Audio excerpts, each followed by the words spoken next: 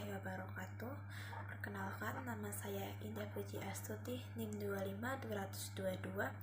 Di sini saya ingin menyampaikan sedikit materi tentang sambungan antara materi Makkiyah Madaniyah dan Nasih Mansukh.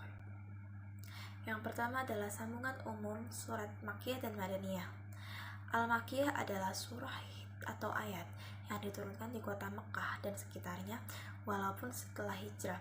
Sedangkan Al-Madaniyah adalah surah atau ayat yang turun di kota Madinah dan sekitarnya.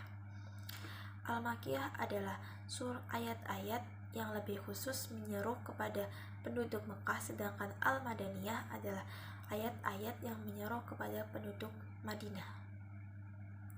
Al-Makkiyah adalah surah atau ayat yang turun kepada Nabi sebelum hijrah. Sedangkan Al-Madaniyah adalah surah atau ayat yang turun kepada Nabi setelah hijrah. Berdasarkan definisi ini, maka ayat yang turun di kota Mekah setelah Nabi hijrah ke Madinah termasuk dalam kategori ayat Al-Madaniyah. Selanjutnya ada nas. Secara bahasa artinya menghilangkan, menghapuskan, memindahkan, menulis. Adapun istilah, maka ada dua macam. Pertama, nas menurut istilah para ulama ushul fikih mutaakhirin, mereka memiliki ta'rif yang berbeda-beda. Al-Baidawi rahimahullah mendefinisikan dengan nas adalah penjelasan berhentinya hukum syariat dengan hukum syar'i yang datang setelahnya. Ibnu Qudamah rahimahullah menyebutkan definisi nas dengan menyatakan menghilangkan hukum yang ada dengan perkataan dalil yang dahulu dengan perkataan yang datang setelahnya. Di antara ta'rif yang ringkas dan mencakup adalah yang dikatakan oleh Syekh Muhammad bin Salih Al-Utsaimin, yaitu menghapuskan hukum dalil syar'i atau lafadz dengan dalil dari Alkitab dan As-Sunnah. Nasakh adalah bagian ilmu dalam bagian ilmu fikih.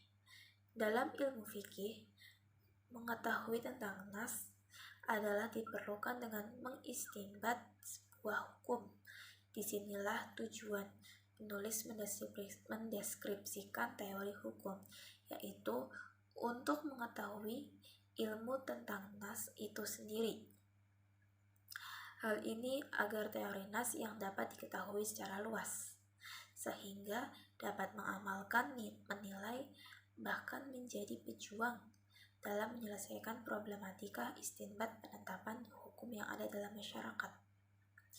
Penulis membagi pengetahuan tentang teori nas dalam beberapa bagian, yaitu pertama, pengertian nas, kedua, syarat-syarat nas, ketiga, macam-macam nas, dan yang keempat, pandangan para ulama tentang nasakh.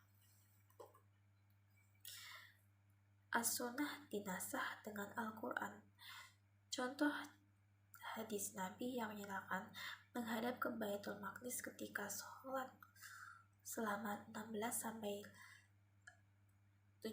bulan.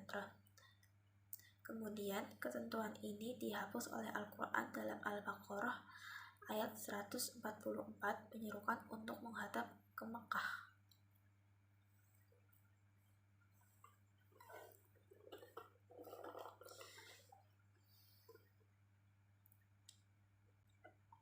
Selanjutnya ada ayat dinas dalam Al-Quran, yakni surat Al-Anfal ayat 66 yang artinya, sekarang Allah telah meringankan kamu karena Dia mengetahui bahwa ada kelemahan padamu. Maka jika di antara kamu ada 100 orang yang bersabar, niscaya mereka dapat mengalahkan 200 orang musuh. Dan jika di antara kamu ada 1000 orang yang sabar, niscaya mereka dapat mengalahkan 2000 orang dengan seizin Allah. Allah beserta orang-orang yang sabar. Selanjutnya ada Al-Mu'minin ayat 12-14 yang artinya, dan sungguh kami menciptakan manusia dari saripati berasal dari tanah. Kemudian kami menjadikan air mani yang disimpan dalam tempat yang kokoh atau rahim. Kemudian air mani itu kami jadikan sesuatu yang melekat dari itu, kami jadikan segumpal daging. Dari segumpal daging itu kami jadikan tulang belulang. Lalu tulang belulang itu kami bungkus dengan daging. Kemudian kami menjadikan makhluk yang berbentuk lain. Maha suci Allah, pencipta yang paling baik. Selanjutnya ada surat Al-Hud ayat 61 yang artinya, dan kepada kaum Tsamud kami utus saudara mereka Saleh. Dia berkata, wahai kaumku, sembahlah aku. Tidak ada Tuhan bagimu selain Dia. Dia telah menciptakan kamu dari bumi, tanah, dan menjadikan kemakmurannya. Karena itu, mohonlah ampunan kepadanya, kemudian bertobatlah kepadanya. Sesungguhnya Tuhanku sangat dekat rahmatnya dan memperkenankan doa hambanya. Terakhir ada mengklorasikan surat Madaniyah Makkiyah dan Nasih Mansukh. Yang pertama ada ayat Nasih Mansukh, surat Al-Baqarah ayat 115, surat Madaniyah pertama. Ayat yang Nasih Al-Baqarah 114. Surat ini turun dalam rentang waktu yang lama, sebelumnya 16 bulan. Temanya yaitu perubahan arah kiblat. Selanjutnya ada Al-Baqarah ayat 215, sama seperti nomor 1. Ayat yang Nasih nomor 9 turun di Madinah kecuali 2 ayat terakhir. Selanjutnya ada An-Nisa ayat 15-16 Madaniyah, turun nomor 4 sesudah Al-Mumtahanah.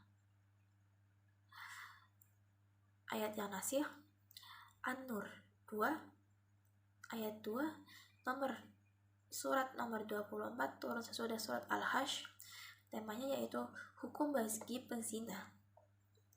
Selanjutnya ada Ali Imran ayat 28 nomor 4.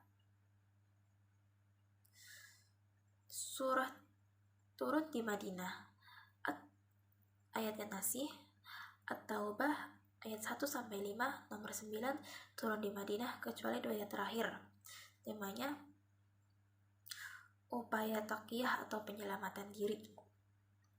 Selanjutnya ada Al-Baqarah ayat 221 sama seperti nomor 1. Al-Maidah ayat 5 turun di Madinah kecuali ayat 3.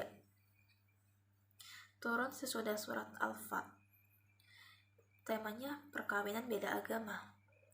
Selanjutnya ada An-Nisa 1 ayat 6 surat nomor 4 Madaniyah, turun setelah surat Al-Mumtahanah. Ayat yang Nasih An-Nisa ayat 10 Madaniyah, turun nomor 4 sesudah surat Al-Mumtahanah. Temanya pemeliharaan harta anak yatim. Selanjutnya ada Al-Baqarah ayat 217 sama seperti nomor 1. Ayat yang Nasih At-Taubah 36 nomor 9 turun di Madinah kecuali 2 ayat terakhir. Temanya perintah memerangi orang musyrik. Selanjutnya ada Al-Baqarah ayat 180, surah kedua, surat Madaniyah pertama. Ayat yang Nasih An-Nisa 11-13, surah nomor 4 Madaniyah, turun sesudah surat Al-Mumtahanah. Temanya wasiat ahli waris dan kerabat lainnya. Selanjutnya ada Al-Muzammil ayat 1-4, surat Makkiyah, turun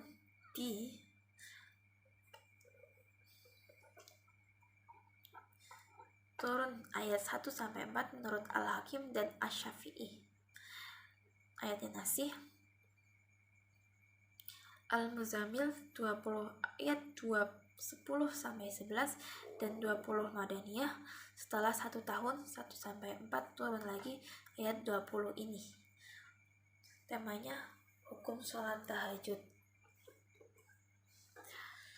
Berikut adalah presentasi dari saya.